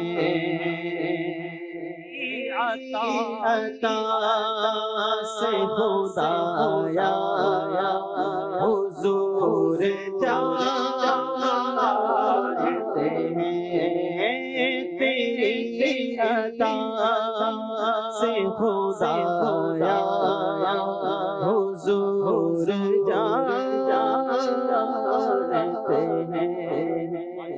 واہ واہ جی عدنان چشتی بھائی، وہ خواب والا واقعہ اگر آپ سیدنا صدیق اکبر رضی اللہ تعالیٰ عنہ نے ایک بار خواب دیکھا کہ مکہ مکرمہ کے اندر جو ہے وہ چاند اتر آیا ہے، اور اس انداز میں اترا ہے کہ مختلف اجزاء میں تقسیم ہوا، اور اس کا ایک ایک چمکدار ٹکڑا جو ہے چاند کا وہ ہر گھر کے اندر جو ہے وہ پہنچ مکے کے ہر گھر میں مکہ چلا شریف گیا۔ کے ہر گھر کے اندر پہنچ گیا، اور پھر جب وہ ہر گھر میں پہنچ گیا اس کے بعد وہ سارے کے سارے اجزاء جمع ہوئے، چاند مکمل بنا، اور پورے کا پورا چاند سیدنا صدیق اکبر رضی اللہ عنہ کی گود کے اندر۔ اللہ اکبر، واہ جب واہ، آپ نے یہ دیکھا یہ عجیب و غریب قسم کا خواب تھا، صحیح بات ہے۔ وہ چاند کا اترنا اور پھر تقسیم ہونا، پھر جمع ہو کر ان کے پاس آ جانا۔ تو آپ نے پھر ایک راہب سے اس کی تعبیر پوچھی تو اس نے بتایا کہ اللہ کے نبی علیہ الصلوۃ والسلام وہاں جلوہ گر ہوں گے مکہ پاک کے اندر، اور آپ ان پر ایمان لانے والے، واہ واہ واہ واہ، ان کے جو وہ پورے کا پورا چاند کا آ جانا تھا وہ آپ کے اسلام کی جانب، اور پھر جو رفاقت نبی کریم علیہ السلام کی نصیب ہوئی ہے، اس خواب میں بھی اشارہ تھا کہ جو مقام و مرتبہ حضور کی بارگاہ میں انہیں حاصل ہے وہ خواب میں دکھا دیا۔ کیا بات ہے، جو سارا کے سارا چاند ان کو مل گیا۔ اللہ اکبر۔ یہاں ایک بات یاد رکھیں مدینہ چلے کے ناظرین، مفتی صاحب نے جو واقعہ بیان کیا، ہمارے فراز بھائی نے بیان کیا، عدنان چشتی بھائی نے بیان کیا، صدیق اکبر کے ایمان کے چرچے پہلے ہی ہو چکے تھے اور پہلے ہی بتا دیا گیا تھا کہ یہ ایمان لانے والے ہیں، وزیر مصطفیٰ ہیں اور ان کے ذریعے اللہ نے دین کا بڑا کام لینا ہے۔ تو اللہ پاک نے صدیق اکبر رضی اللہ تعالیٰ عنہ کو بڑا مقام دیا اور بلا تردد، بغیر توقف کے نبی کریم علیہ الصلوۃ والسلام پر ایمان لانے والے مردوں میں پہلے سیدنا صدیق اکبر رضی اللہ تعالیٰ عنہ ہیں، اور آپ رضی اللہ تعالیٰ عنہ کو اللہ نے شان دی اور پھر عمر بھر حضور کی خدمت میں رہے اور آج بھی حضور کی خدمت میں، آپ کی رفاقت میں ہے، قیامت میں بھی حضور کی رفاقت میں ہی رہیں گے۔ یہ صدیق اکبر رضی اللہ عنہ کا مقام ہے۔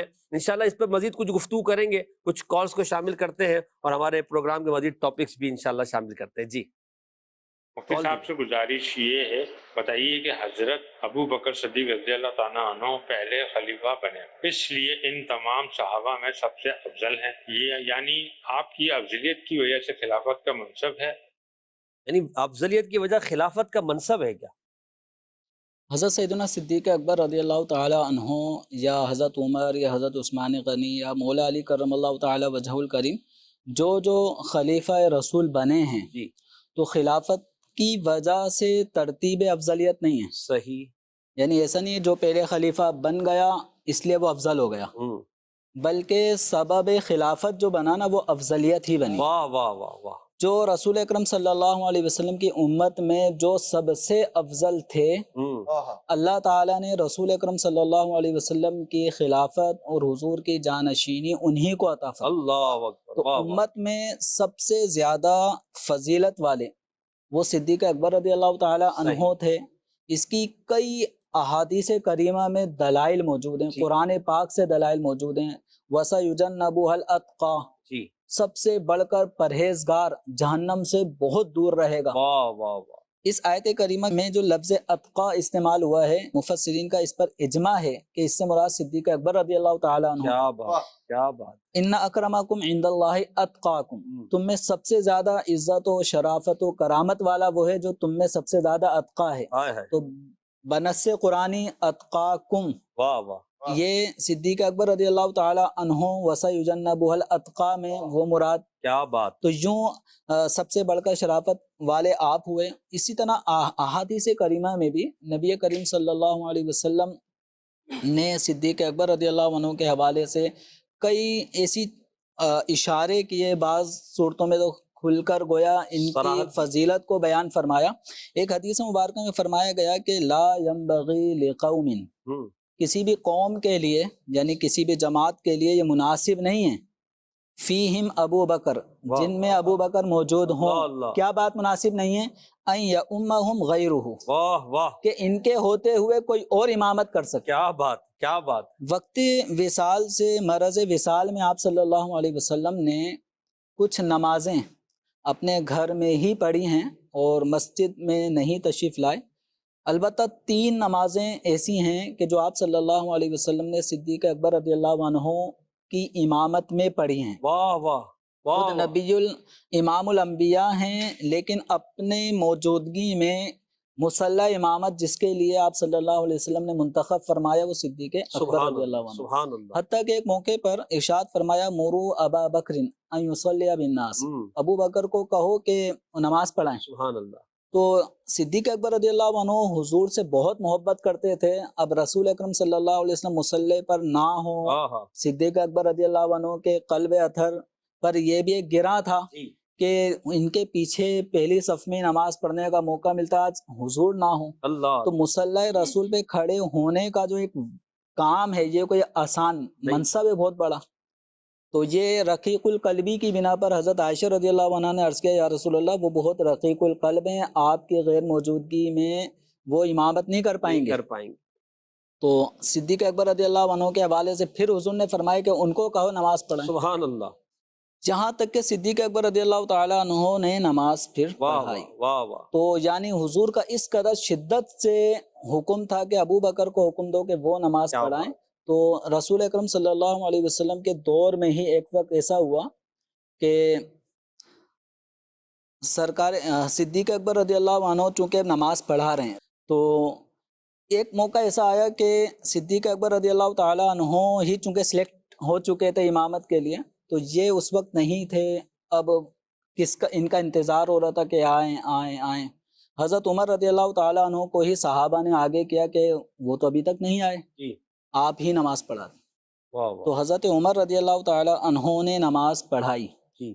جب سرکار دو عالم صلی اللہ علیہ وسلم نے اپنے حجرہ مبارکہ میں امامت کی آواز حضرت عمر رضی اللہ تعالیٰ عنہ کی آواز میں قرات اور یہ سب چیزیں کہ آج صدیق اکبر نہیں ہے امامت پہ, واہ واہ واہ. تو آپ صلی اللہ تعالیٰ علیہ وسلم باہر تشریف لائے. اتنے میں حضرت ابو بکر صدیق رضی اللہ عنہ بھی تشریف لائے. سبحان اللہ سبحان اللہ. تو آپ صلی اللہ علیہ وسلم نے وہ نماز دوبارہ پڑھوائی. اللہ اکبر. واہ واہ. حالانکہ حضرت عمر رضی اللہ تعالیٰ عنہ کے پڑھانے میں کوئی خلل نہیں تھا, لیکن سرکار دو عالم صلی اللہ علیہ وسلم نے اپنی حیات مبارکہ میں امامت کے لیے کیا بات ہے, جس کو اپنے سامنے منتخب فرمایا وہ صدیق اکبر رضی اللہ عنہ تھے, اور حضرت عمر رضی اللہ عنہ نے اگرچہ نماز پڑھائی لیکن پھر بھی آپ صلی اللہ علیہ وسلم نے صدیق اکبر رضی اللہ عنہ سے دوبارہ امامت کروائی ہے. کیا بات. اچھا, اس میں اس طرف بھی اشارہ ہے کہ حضرات صحابہ کرام علیہ رضوان میں حضرت عثمان غنی بھی ہیں, حضرت مولا علی بھی ہیں, اور بھی بڑے بڑے جیے صحابہ ہیں بشمول حضرت عثمان و علی رضی اللہ عنہما. ان سب کی توجہ صدیق اکبر رضی اللہ عنہ کی غیر موجودگی میں کس کی طرف گئی؟ حضرت عمر کی طرف. حضرت عمر کی. واہ واہ واہ. تو یہ حضرات صحابہ بھی فضیلتوں کو جانتے ہیں. کیا بات ہے کیا بات. تو امامت کا تعلق ہے تو آقا دو عالم صلی اللہ علیہ وسلم نے صدیق اکبر کو ہی سلیکٹ کیا ہے, سبحان اللہ. وہی امامت کر رہے ہیں. اب وہ نہیں ہے تو کون کرے گا؟ تو یہ صحابہ کرام علیہ رضوان نے ہی حضرت عمر کو آگے کیا. اللہ تو اللہ. فضیلتیں یہ سب جانتے ہیں, بے شک. تو انہی فضیلتوں کی وجہ سے خلافت بھی ان حضرات کو اسی ترتیب سے. کیا بات ہے. واہ واہ.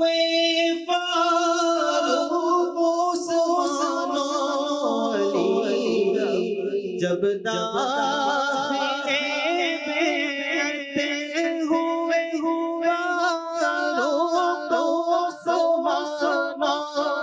علی, جب داخلے بیعت بنا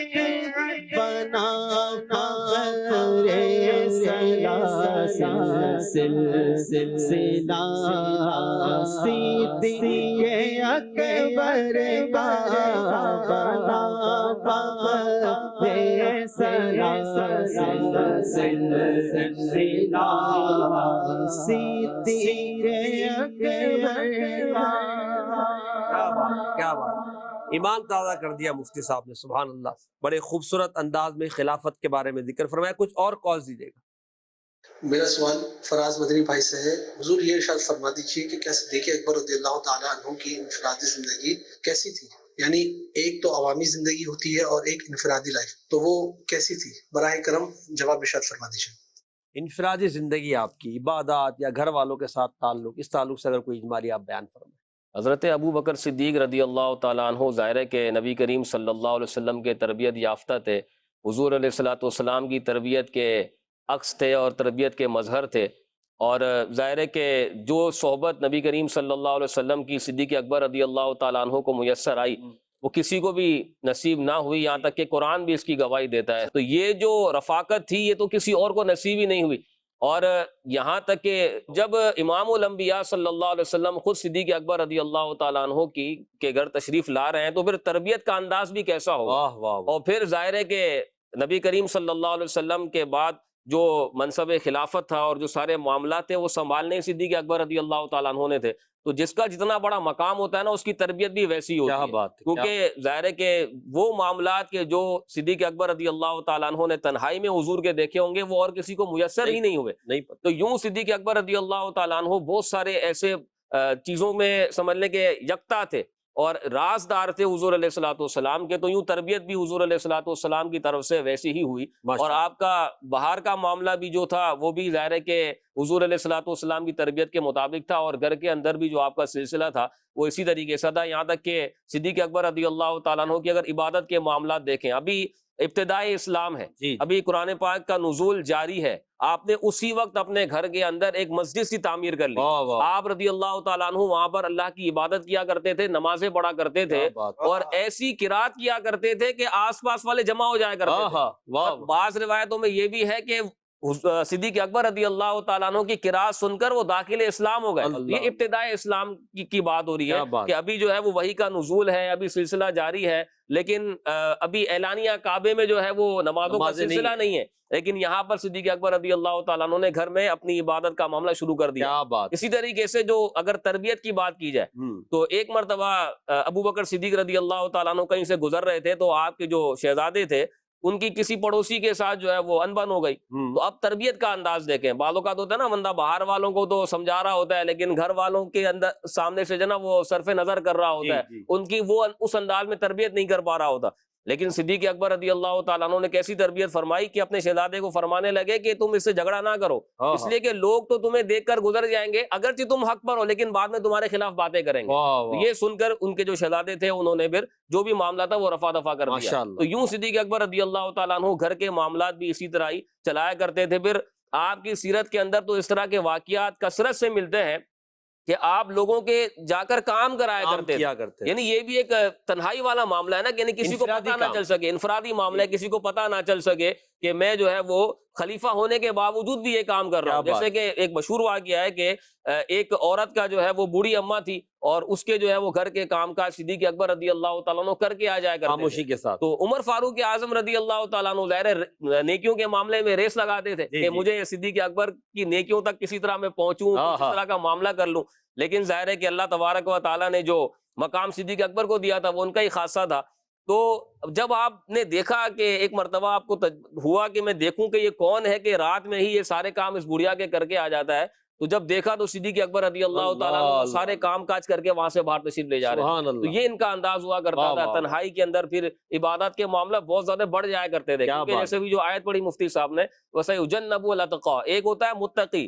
متقی کے لیے بھی کیا ہے, اس کا تقوی اس کو گناہ سے نہ بچا سکے تو وہ جانور سے بھی بدتر ہے. تو تقوی کے لیے کیا ضروری ہے, گناہوں سے بچنا. اچھا بعض اوقات بندہ باہر گناہوں سے بچ جاتا ہے لیکن تنہائی میں اسباب ہوتے ہیں گناہ سے نہیں بچ پاتا, لیکن یہ صرف متقی نہیں, یہ اتقا ہیں. قرآن ان کے تقوی کی گواہی دے رہا ہے, تو آپ سوچیں کہ ان کا باہر کا معاملہ اور گھر کا معاملہ کس طرح ہوتا ہوگا. کیا بات. اس کے لیے میں آپ کو مشورہ دوں گا ناظرین کو, دعوت اسلامی کی ایک کتاب ہے مکتبۃ المدینہ کی, فیضان صدیق اکبر, یہ آپ پڑھ لیں, ڈاؤن لوڈ کر لیں, اگر آپ چاہیں تو ویب سائٹ پہ جا کر خرید لیں مکتبۃ المدینہ سے. یہ پڑھیں, انشاءاللہ آپ کو سیدنا صدیق اکبر رضی اللہ تعالیٰ عنہ کے انفرادی جو معاملات ہیں وہ بھی آپ کو انشاءاللہ معلوم ہوں گے. ایک اور کال دیجیے گا. مولانا عدنان چشتی صاحب سے سوال یہ ہے, ارشاد فرمائیں صدیق اکبر کا مطلب کیا ہے, اور کیا کوئی منصب یا فقط لقب ہے؟ نیز یہ بھی کہ حضرت ابو بکر صدیق کے علاوہ کسی اور کو امت میں صدیق اکبر کہا ہے؟ ارشاد فرمائیں, جزاک اللہ خیرا.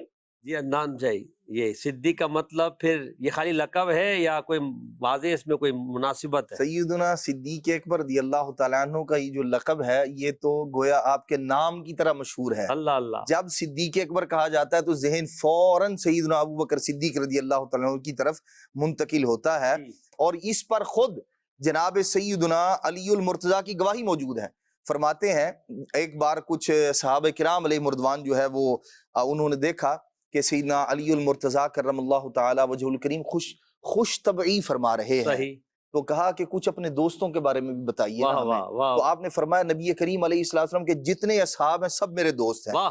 جب یہ کہا انہوں نے کہا اچھا وہ ان کے بارے میں بتائیے, ابو بکر صدیق کے بارے میں بتائیے. تو انہوں نے کہا کہ ان کی کیا بات کرتے ہیں, یہ تو وہ ہیں جن کے بارے میں نے صدیق ہونا نبی کریم علیہ السلام کی زبان سے سنا. اللہ کے محبوب نے فرمایا جبریل امین بھی انہیں صدیق کہتے ہیں. اللہ ان کا لقب جو ہے خود جناب سیدنا علی المرتضیٰ فرماتے ہیں یہ اللہ کریم نے آسمانوں سے آپ کا لقب صدیق آپ کے لیے اتارا ہے. تو سیدنا صدیق اکبر رضی اللہ, اور پھر جو یوں کہہ لیں کہ صدیق ایک تو یہ وصف آپ کا, اور صادق و صدیق میں ایک فرق بیان کیا جاتا ہے کہ صادق وہ ہوتا ہے کہ جو بات جیسے ہے اسی طرح کہے, ٹھیک ہے, جس کو سچ بولنا کہا جاتا ہے.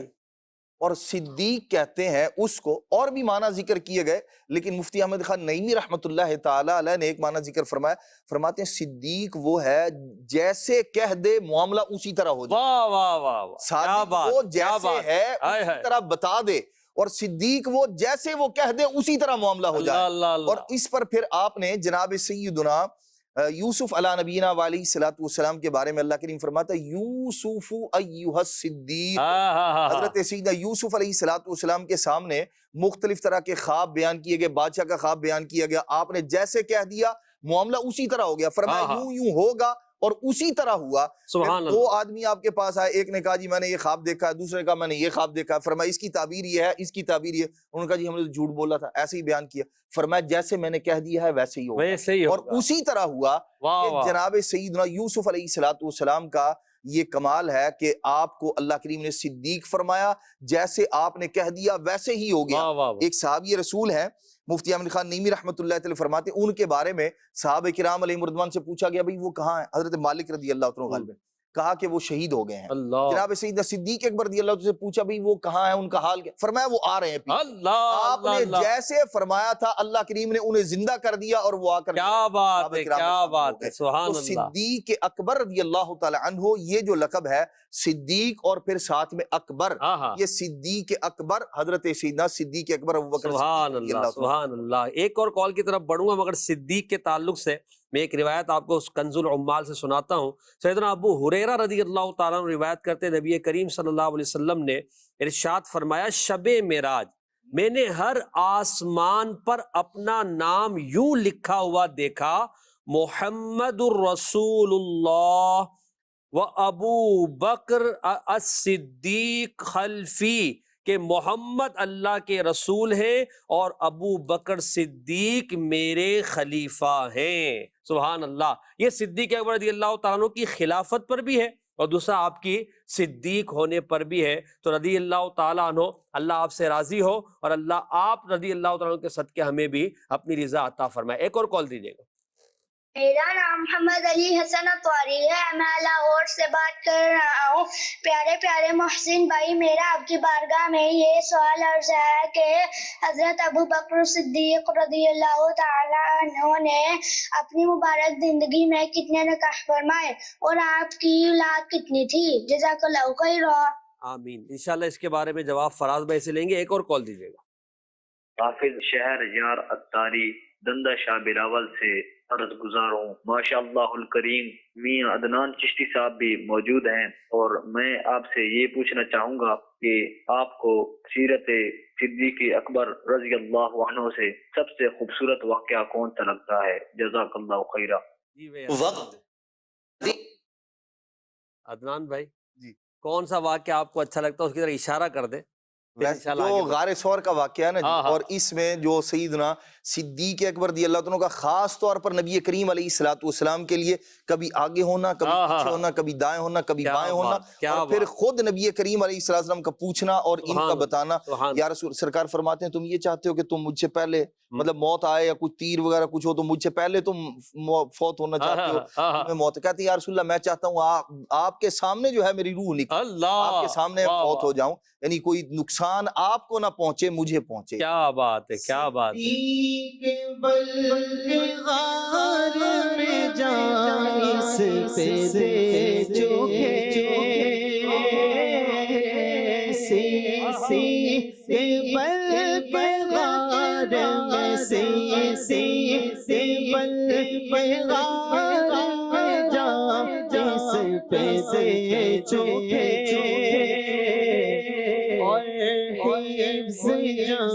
तो जाने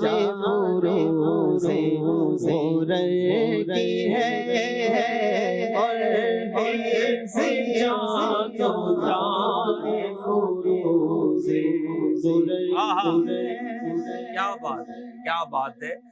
फराज भाई से जवाब लेकर फिर इंशाल्लाह सिद्दीक अकबर के कुछ औसाफ पर बात करेंगे। आपके निकाह कितने थे और आपकी औलाद मुबारक? हज़रत सैयदना अबू बकर सिद्दीक रज़ी अल्लाह ताला अन्हु ने का फरमाए थे 2 मक्का मुकर्रमा में और 2 मदीना मुनव्वरा में आपके, जी हाँ, 4 निकाह थे आपके और 4 आपके शहजादे थे और 3 आपकी शहजादियाँ। माशाअल्लाह, माशाअल्लाह। मज़ीद तफसील अगर जानना चाहें तो फैज़ान सिद्दीक अकबर में आपके औलाद अमजाद के ताल्लुक से आपको पूरा मिल भी जाएगा, आपको इंशाल्लाह इसकी बरकतें नसीब होंगी।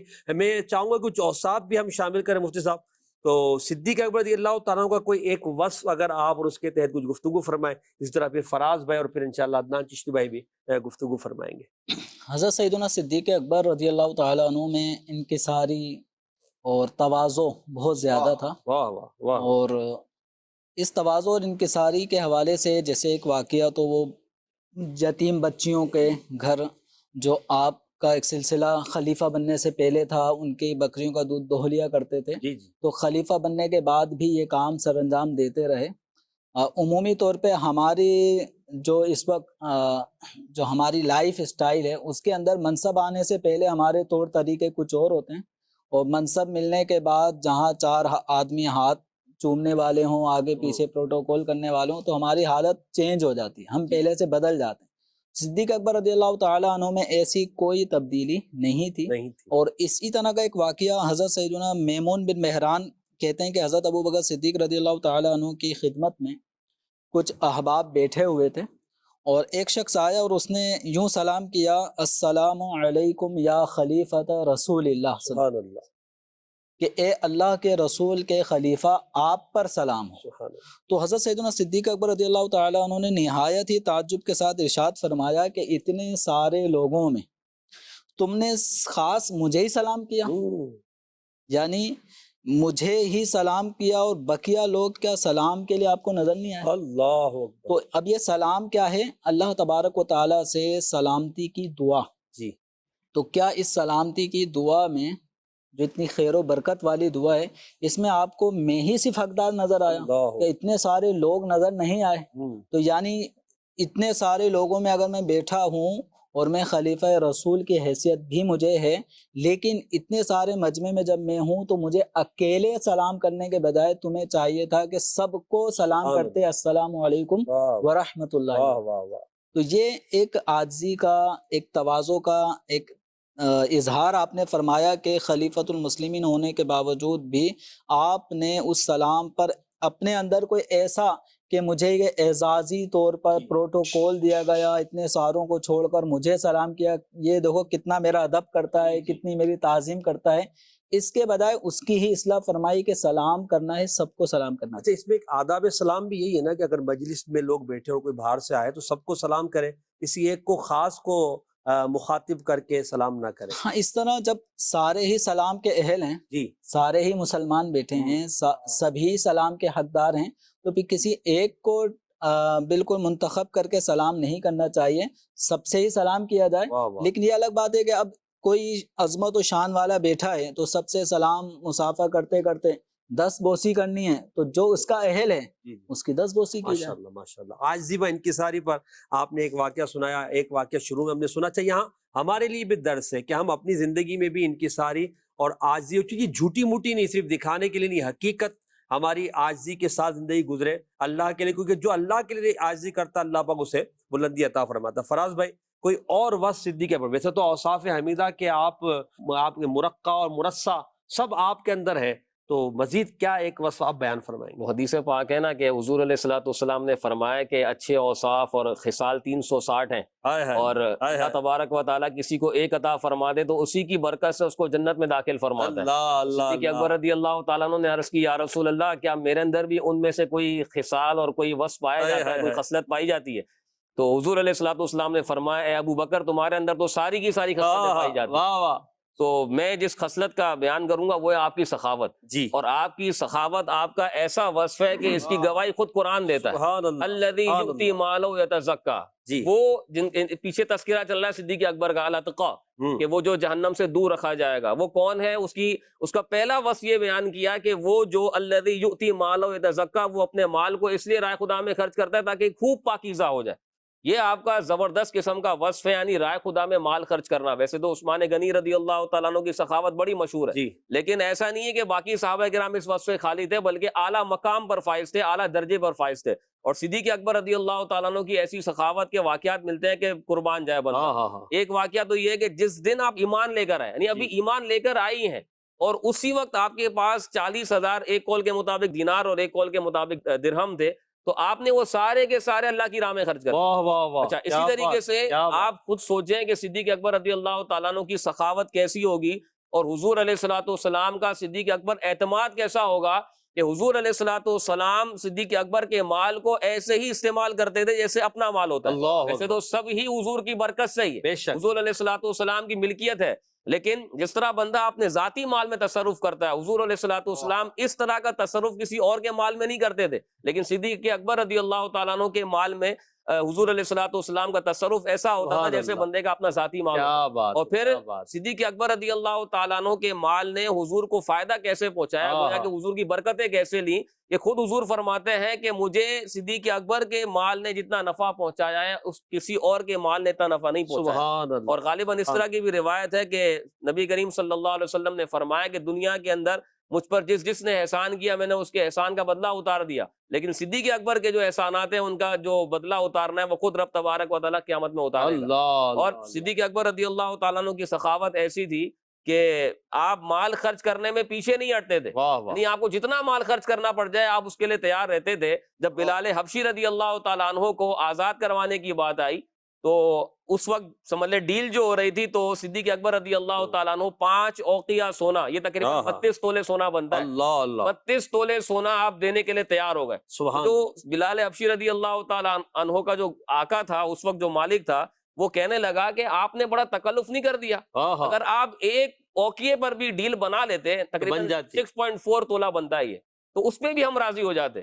تو صدیق اکبر نے یہ نہیں کہا یار آپ نے پہلے کیوں نہیں بتایا، ہاں ہاں، صدیق اکبر نے فرمایا کہ اگر بلال کو چھڑانے کے لیے 100 اوقیہ بھی دینا پڑتا تو وہ بھی دے دیتا۔ کیا بات ہے، واہ اوقیہ واہ، کا مطلب کیا بنتا ہے؟ 650 تولے سونا۔ اللہ، اگر یہ بھی دینا واہ، پڑتا تو میں یہ دینے سے باز نہ آتا، میں ہاں دے ہاں، دیتا اور بلال کو میں چھڑوا لیتا۔ کیا بات، یہ آپ کی سخاوت تھی کہ آپ مال خرچ کرنے میں کسی قسم کا بھی پشو پیش نہیں ہوتے تھے، آپ اس کو فوراً خرچ کیا کرتے کیا تھے، اور بات ہے، پھر کیا بات، تبھی تو ان کے ظاہر ہے کہ سخاوت کی گواہی قرآن نے بھی دی۔ سبحان اللہ، کیا بات ہے۔ یہ اچھا، پھر یہ سیدنا بلال رضی اللہ تعالیٰ عنہ ایک نہیں ہے کہ جن کو خریدنے میں اپنا مال آپ نے خرچ کیا، روایات میں ریاض النظرہ کتاب کے اندر ہے، سیدنا حشام بن عروہ رضی اللہ عنہ روایت کرتے ہیں، نبی سیدنا صدیق اکبر رضی اللہ تعالیٰ عنہ نے راہ خدا میں ستائے جانے والے جن جن غلاموں کو خرید کر آزاد کیا ان کے نام یہ ہیں: سیدنا بلال، سیدنا عامر بن فہیرہ، سیدنا زبیرہ، سیدتنا ام عبیس، سیدتنا نہدیہ، ان کی بیٹی، اور رضی اللہ عنہم اجمعین۔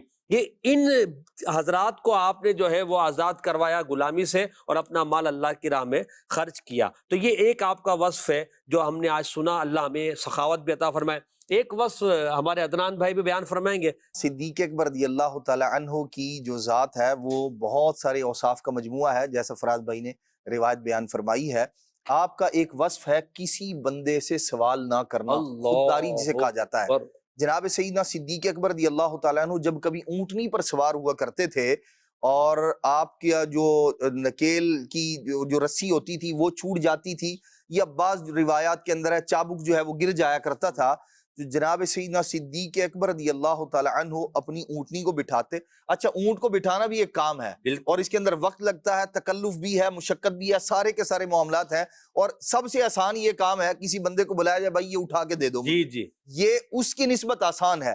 لیکن جناب سیدنا صدیق اکبر رضی اللہ عنہ کا معاملہ یہ تھا کہ آپ اونٹنی کو ہاتھ لگاتے، اسے بٹھاتے، اس کے بعد نیچے اتر کے خود سے اٹھاتے، اور پھر سواری پر دوبارہ سوار ہوتے یا اس کو اپنے جانور کو اٹھایا کرتے تھے، پھر سفر کیا کرتے تھے۔ لوگ بعض اوقات دیکھ کر پوچھتے کہ حضور یہ آپ اتنا جو ہے وہ مشقت اٹھاتے ہیں، ہمیں فرمایا ہوتا ہم آپ کی خدمت کرتے، یہ کام کر دیتے۔ تو آپ نے اس وقت ارشاد فرمایا مجھ سے میرے محبوب صلی اللہ تعالی علیہ وآلہ وسلم نے یہ عہد لیا تھا کہ کبھی کسی بندے سے سوال مت کرنا۔ تو یہ سوال کرنا، ایک تو یہ ہے کہ مجھے 1 لاکھ روپے دے دیا جائے، مجھے اتنی رقم دے دی جائے، ایک تو یہ سوال ہے۔ یہ جو چابک اٹھا کے دینے والی بات ہے، رسی اٹھا کے دینے والی بات ہے، فرماتے یہ بھی سوال میں داخل ہے، آپ اس کو بھی اپنے لیے روا نہیں سمجھا کرتے، اس کے لیے بھی آپ خود سے جو ہے وہ نیچے اتر کر پھر اٹھایا کرتے تھے۔ اور یہ وہ کام ہے، نبی کریم علیہ الصلوۃ والسلام نے کئی صحابہ کرام علیہ رضوان سے بیعت لی تھی اس معاملے پر کہ مخلوق میں سے کسی سے سوال نہیں کریں گے۔ اور پھر وہ حضرت سیدنا حکیم بن حزام رضی اللہ عنہ کے بارے میں بھی ہے، دیگر اور صحابہ کرام کے بارے میں بھی۔ یہ بہت پیارا وصف ہے، اگر ہم خودداری والا، اگر ہم اس کو اپنا لیں انشاءاللہ الرحمن ہمارے بہت سارے کام آسان ہوتے چلے جائیں گے۔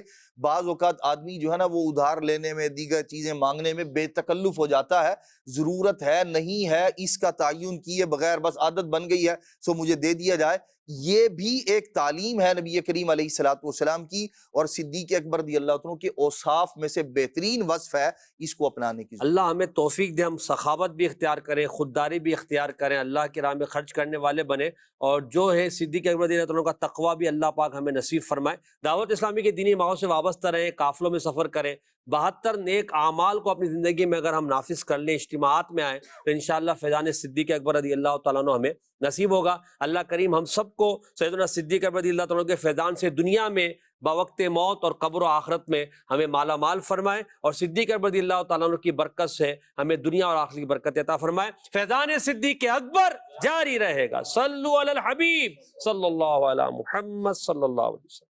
میرے نبی کے پہلے خلیفہ